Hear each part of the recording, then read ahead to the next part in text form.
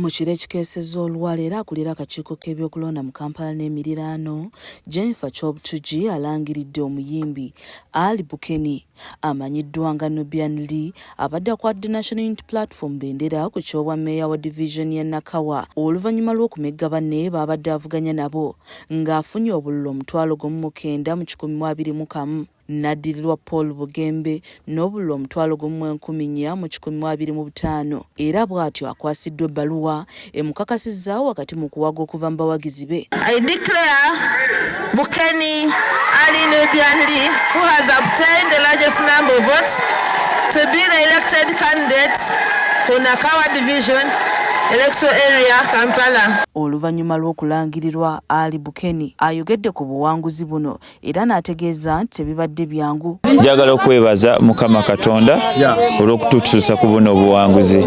Njagala okwebaza ttiimu yange yonna. Buno obuwanguzi si bwange naye obuwanguzi bwaffe ffenna. Ono yeebazizza abamuyambyeko wamu n'abatuuze b'e Nakawa olw'obwesigwa bwe bamutaddemu. Abantu b'e Nakawa basiimye bakulembere naddala okubatuusaako obuweereza ofiisi y'obwammeeya bw'erina okuba ng'etuusa eri abantu b'omu Nakawa era nga bingi nnyo bye tugenda okukola. Ono ategeezezza ng'essira bw'agenda okulisa mu kutuusa obuweereza n'enkulaakulana ey'omuggundu eri abatuuze awatali kusosola. Tumanyi ebizibu bya Nakawa kubanga nnizaalwa ya Munakawa, nkulidde mu Nakawa naye nga ngenda baweereza ate nga ndi munnankyukakyuka atagenda kwefuulafuula. Joel Ssenyonyi akulira oludda oluwabula gavumenti ayozaayozezza Ali Bukeni era n'ategeeza ng'ab'e Nakawa bafunye zaabu ku kifo ky'obwammeeya. Twebaza abantu ba Nakawa nti beesize meeya waffe omupya Bukeni Ali Nubian Li. Tumuyinamu nnyo essuubi.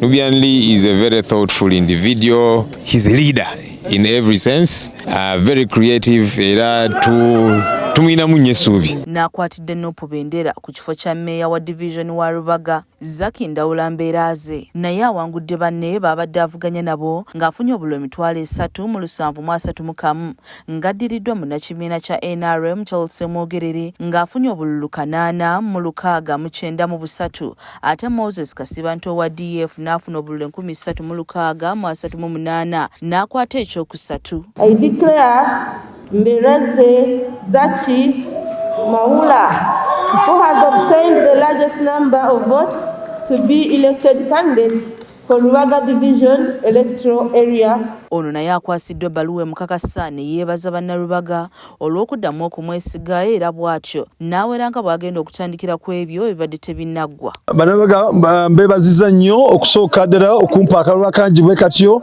ate n'okumpa obwagizi bwonna nkubidde waggulu nnyo era nsaba bannarubaga nti ngenda baweereza bulungi ngenda wenatandikira wengenda okwongereza ate n'ebyo bitandika kuggwa bigenda kuba bikoleddwa mu kisanja kino ekya 2026 paka 2031. Wabula ng'enteekateeka eno egenda mu maaso waliwo abawanguddwa ku bifo by'obwakansala abavudde mu mbeera ne batabukira akakiiko k'ebyokulonda nga bagamba nti ebirangiriddwa si bye bituufu.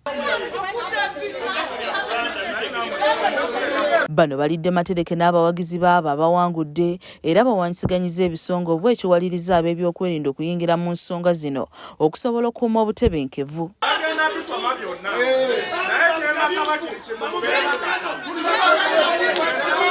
Nga zikunukiriza okuwera ssaawa 11 ng'obudde bukya Chobtugi ayisa abavuganya ekifo ky'obwammeeya wa division y'e Kawempe ng'embiranye ey'amaanyi ebadde wakati wa munnakibiina ki National Unity Platform Emmanuel Sserunjogi ne munnakibiina ki NRF Farouk Bulime.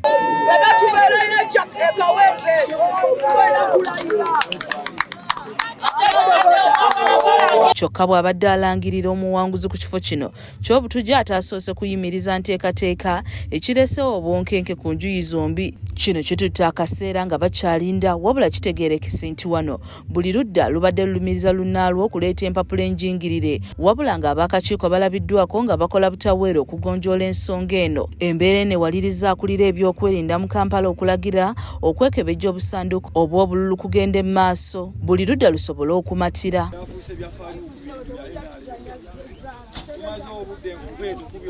Oluvannyuma bagenze butereevu mu weema ewalangirirwa era ng'eno Kyobutugi yeekennenyezza empapula nga zikunukiriza okuwera ssaawa 7 alangiridde Emmanuel Sserunjojo owa National Unity Platform ng'amezze banne n'obululu emitwalo 23,715 ng'addiriddwa mu NRM Farouk Bulime ng'afunye obululu omutwalo 84,483 era olumaliriza n'alinnya emmotoka ye ne yeeyongerayo.